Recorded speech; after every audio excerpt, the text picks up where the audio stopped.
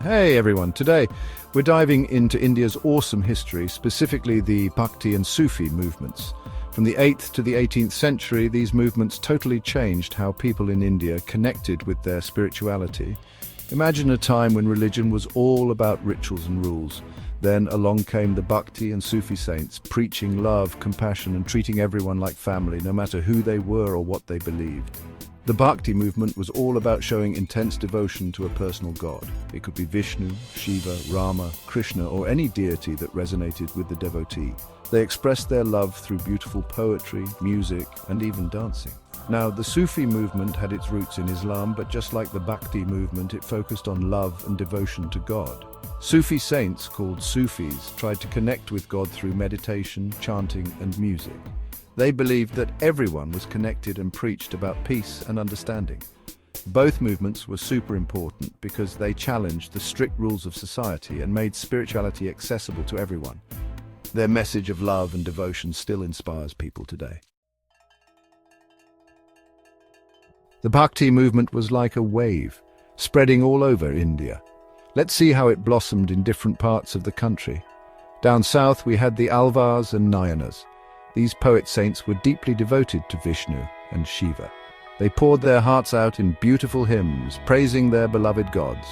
Even today, their devotional songs can make you feel a deep spiritual connection. In Western India, saints like Dnyaneshwar, Tukaram, and Mirabai were like superstars of the Bhakti movement. Dnyaneshwar explained the Bhagavad Gita in a way everyone could understand. Tukaram's simple but powerful poems about Krishna touched millions of hearts.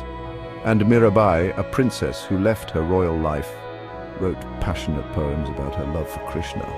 Up north we met Kabir and Ravidas. They believed in a god without form and rejected rituals and caste systems. Kabir, a weaver, became a symbol of unity, and his poems are full of wisdom and wit.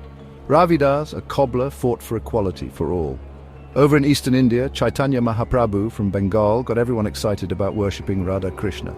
He taught that love and devotion were the keys to spiritual enlightenment. His energy and the chanting of the Hare Krishna mantra still inspire people today.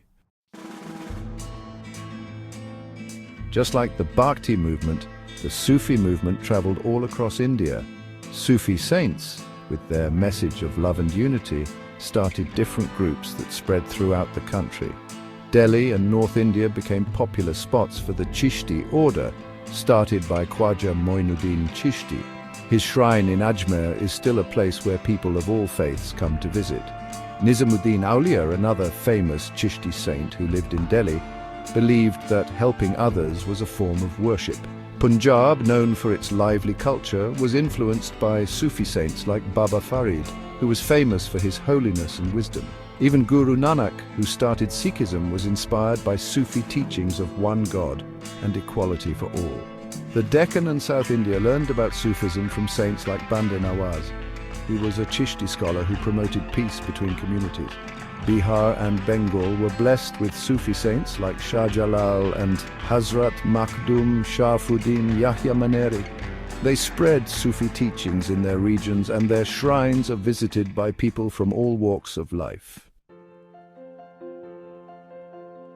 Now let's bring the Bhakti and Sufi movements to life. Imagine a map of India. We'll divide it into north, south, east, west, and central regions. Remember all those amazing saints we talked about? Let's mark their locations on the map. For Bhakti saints, we'll use an orange lotus, a symbol of devotion. For Sufi saints, we'll use a green crescent moon and star, representing Islam and spirituality. As we mark these spots, you'll see that the Bhakti and Sufi movements weren't limited to one place. They crossed mountains and rivers, spreading their message of love, devotion, and unity all over India. This map will help you see just how far these movements reached and how important they were in Indian history.